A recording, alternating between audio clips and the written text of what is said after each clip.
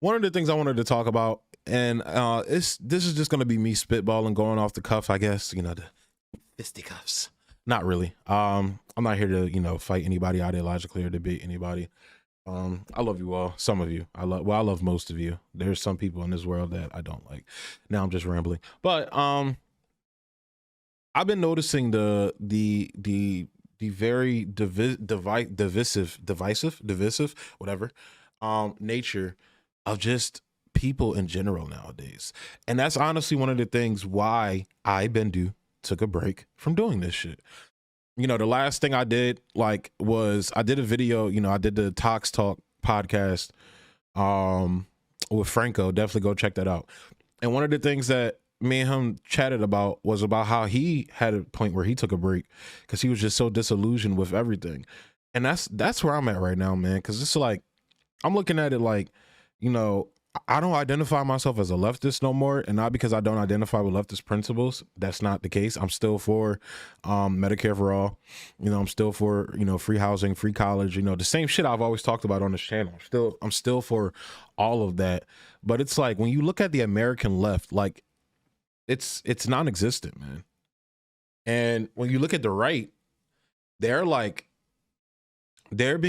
fighting the battles that we should be fighting. Like, I know a lot of you, I don't know how a lot of you feel about the mandates and everything, because I haven't really gotten a chance to talk about it a lot on this channel. It's been popping off, the conversation's been popping off really as I've been taking this break. But here at American Autopsy, I can tell you I'm anti-vax mandate. I myself am not vaccinated. I'm probably not going to get vaccinated. Like, I'm 85% sure I'm not going to get vaccinated for my own reasons. I have my own reasons. I did my own research and I decided not to get vaccinated. But I'm not going to shit on somebody who does. I don't care if you do or you don't. Honestly, it's not my fucking business. That's just where I'm at. And it's, we already know with the Great Reset, all of that shit, the World Economic Forum and all that, everything that Whitney Webb has been talking about for the last however many years she's been talking about it for, that Max Blumenthal is now talking about, that Jimmy Dore is now talking about, and other people are, in that space are shying away from, that I'm noticing are, and it's one of the things that's in this topic that people, or one of the topics that I see the divisive nature around. And the left is becoming very much like the right during the Bush era, in my opinion, which is very weird. And it's very similar because I like, maybe I might be too young, but I didn't see George Bush, like Jr. as like this enigmatic figure that, rallied up, his followers like that. I feel like the Iraq War and the Afghanistan War, 9/11, that rallied Americans around him because he was the president. Like, that could have been like a donkey in office and people would have rallied around it because of what happened. I don't see George Bush as like a Donald Trump figure. So, and that's, or an Obama figure. And that's how I see Joe Biden. Like, Joe Biden is not, Barack Obama. He's not even like Bill Clinton. He's not like those types of leaders where people rally around those leaders because they like those leaders. Like, you see Democrats and even lefties, rallying around Joe Biden just because he's not the Republican. You feel me? That's the same energy I'm seeing with the left now. And not just around, because you got some of the people that don't fuck with Biden, but they don't fuck with like the doorknob left or the dumb, whatever the fuck they want to call it, or anything like that. But just pushing the same bullshit that these people are. And it's like, you're pushing people away from the left. And that's why I don't identify as a leftist. I identify with the policies that I fuck with now. I'm a Medicare for all advocate. I'm a free housing advocate. I'm a free college advocate. I'm an advocate of police. I don't know. Honestly, police, I go back and forth. Like, some days I'm like, yo, get them the fuck out of here, dog. But then other days I'm like, maybe reform might be the way, but what does that look like? So I leave the police debate up to like Fred Hampton leftists. Like, basically, like, I agree with most of what they say about, policing and things like that. So police is definitely, something, but the criminal justice system itself, it needs to be changed completely. We need to rewrite, the laws when it comes to that, because that shit is corrupt. The fact that you got basically like the criminal justice system that's been fucking over black people for generations, basically forever, And now it's getting around to the point where you see like poor lower class white people being affected by it as well. Not to the extent that black people have forever, but you see poor white people getting fucked over by that same system now. And now you see the same systems of, surveillance and control and this pervasive nature that was, hoisted in, upon the Middle Eastern population, which eventually spread to the European population and now here, because they've always been surveilling us. But it just seems like it's out in the open. They're like, yeah, bitch, we're listening to your calls. Watch what the fuck you say. Like, and now people are up in arms about it. But again, you're seeing this energy around, this similar energy, this cult-like following that was around, the Bush doctrine and Bush ideology during that time, like the super patriotic ideology. But you see it on the left this time, but not like the exact same. Like you see I guess the Biden doctrine, which is like, shaming people for just being skeptical against vaccines, not even like anti-vax, like just being skeptical and asking questions. You see the denigration of, some of our greatest journalists like Glenn Greenwald, Julian Assange, even somebody like Whitney Webb. I think she's one of the greatest journalists of our generation, but she doesn't get the due she does because, again, you got a lot of the independent left that looks at her like she's some crazy cat lady, or they just straight up call her crazy, a kooky conspiracy theorist or whatever. It's insane where most of the shit she's been saying has come to pass. So, and I know I'm still just rambling here. I've been rambling, but I don't know. I wanted to express, I might do more videos like this, like pepper in more videos like this, just me talking about how I'm feeling about the current political climate, I guess. Because it's like it's weird, man. Cause I've been injecting more of my like political thoughts. Well, not political thoughts. I won't say that, but like just more of my ideas in general into music. Like I've been working on more music lately. I started producing my own music, actually learning to play instruments, well, honing more of my abilities on instruments. I used to be able to play piano. I kind of lost, it's not like riding a bike, guys.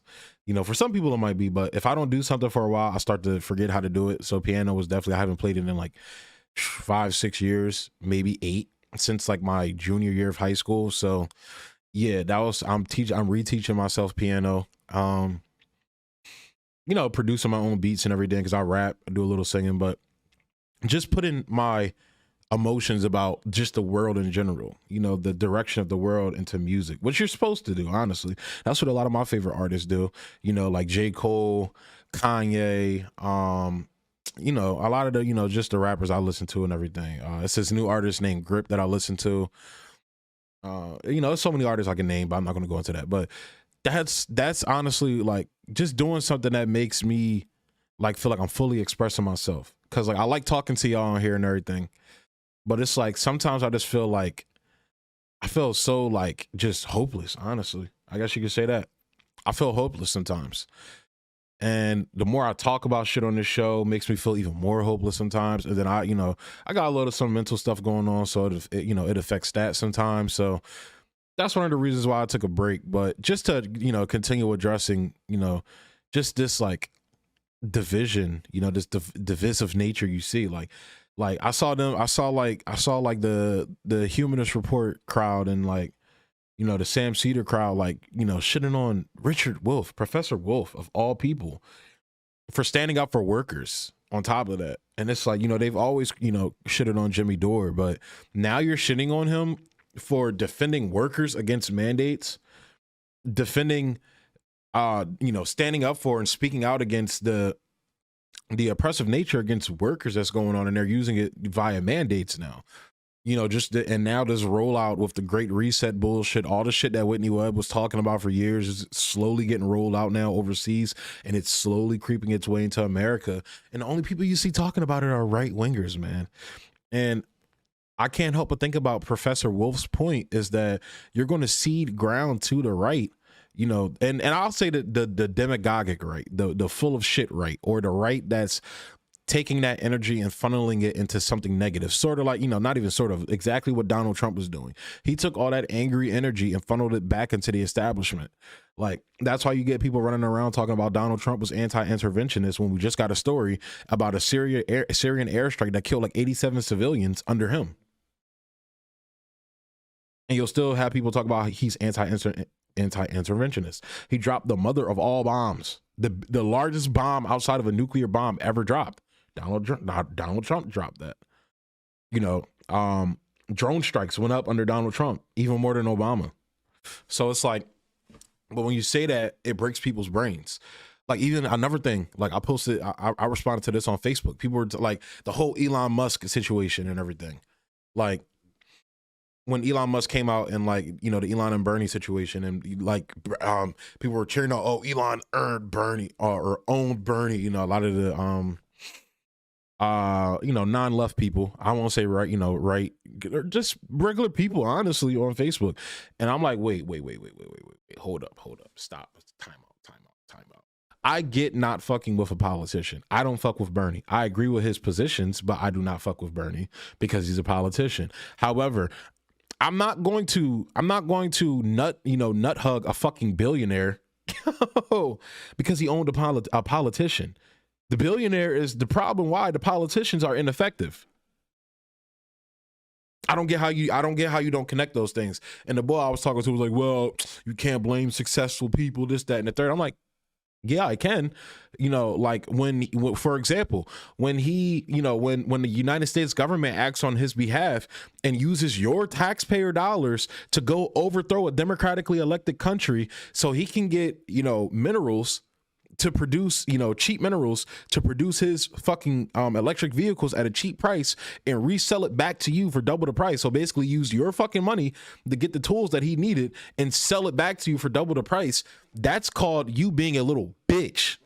And then you go and cheer that nigga on. That's why I'm like, sometimes Americans are like, they come off as the biggest cucks ever, dog, because it's like the biggest cucks to power. Like, you know, they don't want to, you know, a lot of Americans don't want to cuck themselves out to like the liberal power establishment or the liberal dynamic or whatever the fuck it is, you know, whatever they feel it is, you know, the woke mob, the power of the woke mob. But yeah, niggas, like, look, that's, I get, you know, going against that and this, that, and the third on like, just like logic reasons, but also though you got to apply those same logic reasons to the people that you might like, because those niggas are just as full of shit. Elon Musk is a piece of shit, a human. His family built their wealth off of slave labor, human trafficking in Africa, but I thought it would save the children. You feel me? Like you got Donald Trump bombing kids in Syria. I thought it would save the children. I guess those Syrian children don't matter. You feel me? It's just the cognitive dissonance with that crowd and everything. And it's like, you know, I'm not here to shit on those people because I think shitting on them and castigating them is going to push them further into their beliefs, just like the same thing with liberals. Like, you know, it's going to push them further into their beliefs, the everyday person. I'm going to continue to shit on people like Sam Cedar, like Cenk Uygur, like, you know, all those niggas. I'm going to continue to shit on them because I think they're charlatans. Especially Cenk Uygur. Like, I think that's what they are. Sam Cedar, I think, is just a bitch. No, that's just straight up what it is. He's just to cut the power. But outside of those personalities, I feel like those real people in those camps can be reached because guess what? They're real working class. Some of them are. Some of them might be those, you know, like the Save the Sea Turtle Samantha chick from the Max Blumenthal video. You know, I don't know if she's ever worked in a factory a day in her life. I'll say that. I don't know if she's ever worked in a warehouse a day in her life, whatever the fuck it is.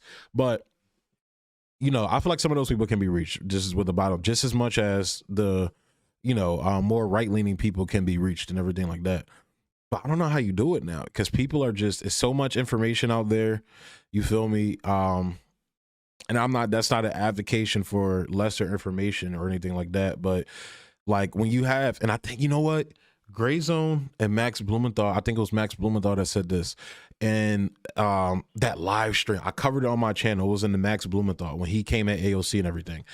He was like, you know, it's hard to do that work when you have the Sam Cedars and, you know, the TYTs come along and just completely upend that work by like calling us, you know, Russians or conspiracy theorists or just, you know, throwing this cloud of doubt around without evidence or facts to back it up. You feel me? Like Anna Kasparian calling Aaron a fucking Russian agent or whatever, and Cenk doing the same and shit like that, saying he's paid by dictators. No evidence to back it up at all. you know, people coming at Jimmy Dore, you know, the whole Jimmy Dore situation recently. I'm going to do a separate video about that. Like, a little mistake that was made, but the overall gist of what he's saying is completely factual. You feel me? Completely disregarding everything else he's saying, but focusing on this one thing because it fits your narrative. So basically what you're accusing him of doing, you're actually doing in an extremely worse manner. You feel me? So just that level, that's what's been really bugging me and kind of like had me like just taking a break from everything. And it's just weird, man. I don't know. So I guess I've been rambling for about 10 minutes now. So I want to go ahead and end my thoughts there. That's just the Bendu's thoughts, I guess. I might title it that. Or how Bendu been feeling. I might title it that. That might be an interesting title. I don't know if y'all will watch this, but I'm gonna go ahead and close the video out there, guys. As always, thanks for tuning in. Like, subscribe, and share, and definitely comment. Emphasis on all that. And yeah, thanks for tuning in. Peace. Be easy.